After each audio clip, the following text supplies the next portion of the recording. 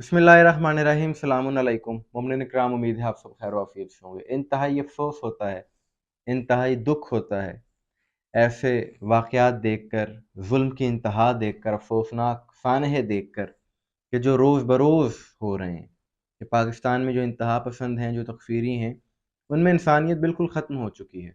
यानी इंसान का ज़हन ये बात तस्लीम बड़ी मुश्किल करता है कि ये इंसान ही हैं जो इतना ज़ुल्म कर रहे हैं कि आपका मसलकी इख्तिलाफ़, आपका मज़हबी इख्तिलाफ़ किसी से जितना भी हो, लेकिन ये तो इंसानियत के मेयार से गिर चुके हैं कि कभी वालिदैन के सामने बच्चों को मारा जाता है, कभी बच्चों के सामने वालिदैन को मार दिया जाता है। और ये मंज़र देखकर हमारा ज़हन करबला की तरफ चला जाता है कि यकीनन जो वहाँ पर ज़ुल्म हुआ, पूरी दुनिया में ऐसा ज़ुल्म नहीं हो सकता, उसकी तो कोई कंपैरिज़न बनता ही नहीं है। वो तो अज़ीम हस्तियाँ थीं। लेकिन हम क्या करें कि जब ऐसा ज़ुल्म होगा हमारे सामने, हमारा ज़हन अपने आप करबला की तरफ चला जाएगा। कि गुज़िश्ता रोज़ 7 अप्रैल 2024 बाराचनार में फिर से एक अफ़सोसनाक सानहा हुआ। एक मुसाफिर बस पर हमला किया गया कुछ तकफ़ीरियों की जानिब से, जिसके हमले के नतीजे में 2 अफ़राद वहाँ पर शहीद हुए, 6 ज़ख्मी हो गए। और वो मंज़र के जिसने दिलों को ज़ख्मी कर दिया, जिसको देखकर ज़हन करबला की तरफ चला जाता है, वो मंज़र ये था कि जब ये सारा सानहा हो गया, तो एक बच्चा उस वैन से निकलता है बाहर, जिसकी उम्र 4 साल है, और उसे नहीं पता कि उसका बाप इस जुल्म की लपेट में आ चुका है, वो दुनिया में नहीं रहा और सड़क के किनारे उसकी लाश पड़ी हुई है। बच्चा है, सहम गया है, और इसी डर में वो अपने वालिद को तलाश कर रहा है सड़क पर, अपने वालिद को ढूंढ रहा है, अपने वालिद को आवाज़ दे रहा है, लेकिन छोटा है, मासूम है, उसे इदराक नहीं है कि अब उसका बाप इस दुनिया में नहीं रहा, उसकी कभी उससे मुलाकात नहीं हो सकेगी। और बाखुदा ये मंजर देखकर इंसान की आंखों में बेसाख्ता आंसू आ जाते हैं, जिसके सीने में भी दिल है कि ये जुल्म करने वाले खुद को बड़ा मजहबी कहते हैं। कौन सा इस्लाम है जो ये जुल्म करने की इजाजत देता है? खुदा की लानत हो ऐसा जुल्म करने वालों पर। और इस किस्म का ये पहला सानिया नहीं है, ऐसा पहले भी हो चुका है। तकरीबन 3 माह पहले बाराचनार में ही एक शिया खातून डॉक्टर, उनको शहीद किया गया उनके वालिद के साथ। जो ऐसी हरकतें करने वाले हैं, ये जो तकफीरी हैं, ये तो इंसान कहलाने के काबिल नहीं है। और ये जो गुज़िश्ता रोज़ वाक़या हुआ है, इसके बाद अब इस सारी सूरत हाल को मसल की तासुब और मसल की रंग, फ़िरका वाराना रंग देने की कोशिश की जा रही है। क्योंकि जो गुज़िश्ता रोज़ ये जो हमला जिन पर हुआ है, इनका ताल्लुक अहले सुन्नत मसलक से है। और इस हमले की वहाँ के शिया उलमा ने मज़म्मत की है, लेकिन कुछ ऐसे इंतहा पसंद हैं कि जो शियों पर ये इल्ज़ाम लगा रहे हैं। तो ऐसे नासिर को जवाब सिर्फ़ यही है कि इतने अरसे से सैकड़ों शिया को वहाँ पर टारगेट किया गया। उस वक़्त क्या किसी शिया ने अहले सुन्नत पर इल्ज़ाम लगाया? शिया कौम तो रोज़ वहाँ पर जनाज़े उठाती है, लेकिन क्या उन्होंने कभी किसी मसलक का नाम लेकर उन पर इल्ज़ाम लगाया?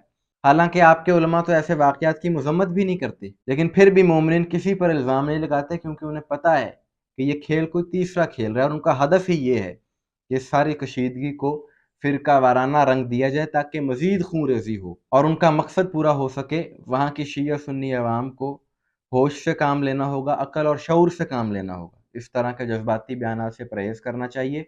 और ये जो शिया मसलक पर इल्ज़ाम लगाने वाले हैं, दर हकीकत ये लड़वाना चाहते हैं वहाँ के शिया सुन्नी मुसलमानों को आपस में। और यहाँ पर सारी ज़िम्मेदारी हुकूमत की है। हुकूमत अगर चाहे तो सारे मामलात बिल्कुल ठीक हो सकते हैं। कानून से बढ़कर कौन है? इन तकफ़ीरियों को वहाँ पर ठिकाने लगाने के लिए एक ग्रैंड ऑपरेशन वहाँ पर होना चाहिए।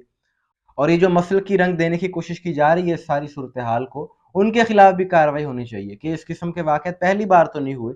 माज़ी में भी कई जो वाक़यात होते रहे हैं, उसके बाद इन शरपसंदों ने इसी तरह के बयानात दिए मसल की तासुब में आकर, लेकिन उनके खिलाफ कार्रवाई क्यों नहीं की जाती? उनके खिलाफ अगर बरवक़्त कार्रवाई हो जाती तो आज यहाँ तक नौबत ही ना आना थी कि वहाँ पर आम शिया सुन्नी का कोई झगड़ा नहीं है कि जब भी ऐसा कोई वाक़या होता है तो उसके बाद वहाँ पर जिरगे किए जाते हैं शिया सुन्नी उलमा की तरफ से। उसमें लोग शामिल होते हैं, अकाबरीन आते हैं और वो यही पैगाम देते हैं अमन का, मोहब्बत का, और वो कहते हैं हमारा आपस में कोई इख्तलाफ नहीं है, हम तो अमन से रहना चाहते हैं। तो इससे ये बात वाज़ेह है कि वहाँ के लोग इस सारी जंग में मुलव्वस नहीं है, बल्कि ये तीसरी क़ुव्वत है कि जो वहाँ पर इस किस्म का फितना बर्पा कर रहे हैं। और ऐसे अनासिर, ऐसे मौलवी के जो इन वाक़यात पर ऐसी वीडियोज़ बनाते हैं कि जी हम बदला लेंगे, जैसा गुज़िश्ता रोज़ ये सानहा हुआ इस पर भी किया गया।